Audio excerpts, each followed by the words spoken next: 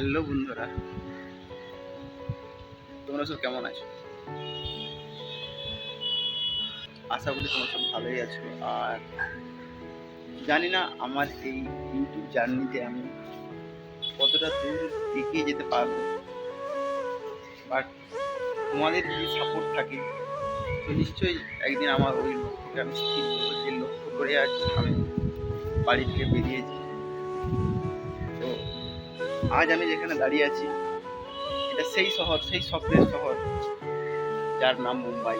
জীবনে কিছু করবো বলে আজ এই জায়গায় এসেছি, বাট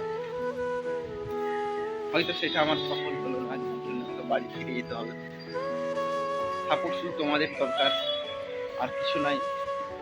একদিন নিজেকে আমি প্রুভ করে দেখিয়ে দেবো।